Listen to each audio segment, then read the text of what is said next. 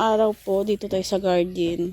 Kukuha tayo ng mga gulay na gusto kong kainin ngayon. Gusto ko ng talbos ng kamote at saka yung okra. Kailangan na rin putulin. So nakakuha na ako ng dalawa. Bagong putol pa. Fresh na fresh. So mayroon pa palang natira. Hindi ko napansin. So ito na rin yung update sa garden. So ayan malaki siya. So bata pa yan. So pwede rin naman maglaswa na So tuloy-tuloy po pala yung dito sa village, sa dahit maulan na ngayon. Siguro tag-ulan na talaga. So ayan. So, nakakatuwa kasi sunod na araw maglalaswa na ako. So bunot-bunutin lang natin yung mga damo. Ayan may na ako, may panglaswa na ako. The best to sa munggo at saka laswa nga. Masarap to pag may sinabawan kasi matamis. So nabuhayan na ako finally. Yan yung mga yung mga lugbate ko na iba, ayun siya. Saka ito, mga buhay na sila. So ayan yung ko, putulin ko yan. Yung kulitis ko kasi hindi makahinga yung ko diyan, yung sili. So ayan may sili pa ako dito. Yan sili. Bilis umaba yung damo, sili. So yan yung ginagawa kong pang fertilizer na talaga. Yung mga balat ng itlog, ay yung ng itlog, mga shell at saka yung mga balat-balat. So ito.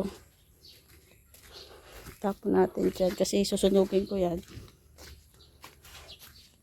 So ito po katulad nito, hindi makahinga dito yung sili ko. So may sili ito, katulad yan, dito ko tinatapon kasi mabubulok naman yan, fertilizer yan. Pag mabulok nga yan. Yan yung organic po kasi hindi ako naglalagay ng pataba na Ito damo to, pero daw to? Gamot daw to sa kidney stone. Hindi ko nakalimutan ko yung tawag. Gamot daw to Pero hindi ko lang yung tawag nito. So katulad nito nabubulok lang naman yan. So yan yung dito ko tinatapon, pipisain, apak-apakan ko naman yan para mapipisa yan, lulutong naman yan. So katulad din dyan.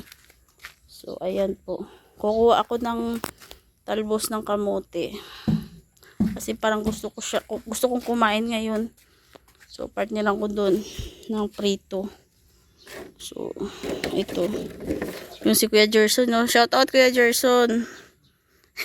Busy si Kuya Gerson, nabala pa So ito kuha tayo. Tapos diba pag may tinanim, may aanihin ka talaga, diba? Kagandahan naman ito, naglalaman. Pag tinalbusan ko to, lalong dadami to, magkakaroon siya ng sanga-sanga.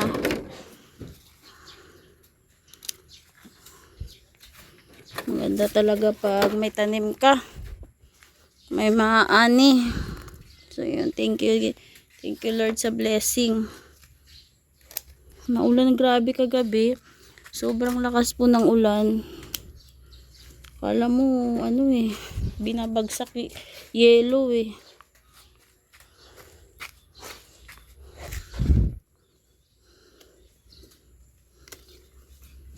So ko lang to, ilalaga sa usaw sa bagoong. May bagoong pa man ako din doon. Dito po rin si Kuya Kasado. So gusto din to ni Kuya Kasado ng mga ulam na ganito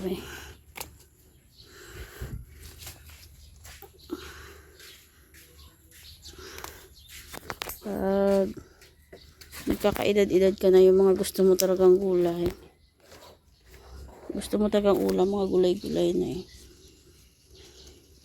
So, syempre, except sa iba, yung iba talaga, kung anong nakasanayan na pagkain, yun talaga.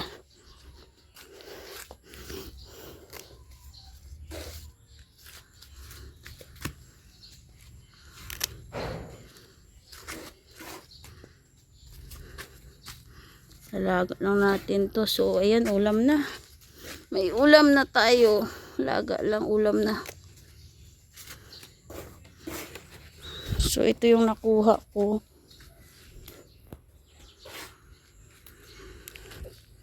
Ito din yung garden.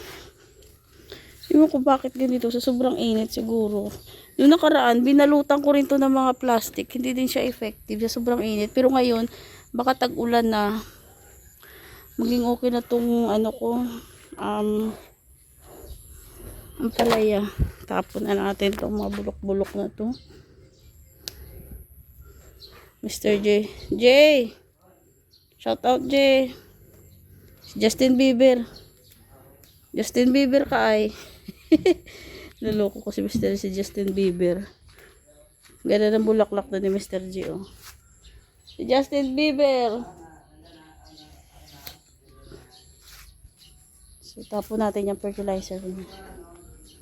So, yung nagaano na, iputulin ko yung malunggay ko. Ayan po, pinutol ko na po.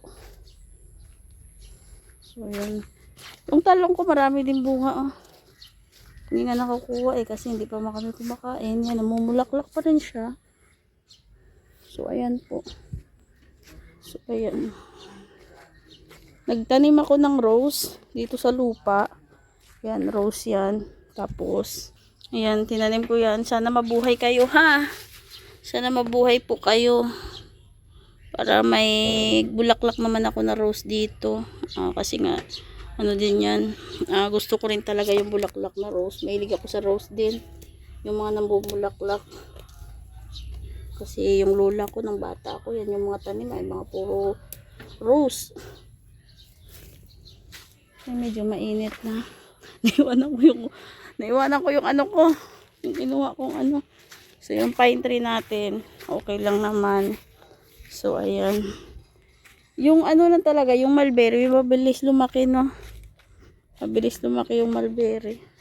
Yan, sinilo ko yan nakaraan yung mga bougainvillea ko. Kasi nga, na ano sa araw, na-expose sa araw. So, mabilis sila umano. Para baka mamatay. So, sinilong ko dito sa lilim. Putulan ko nga ito.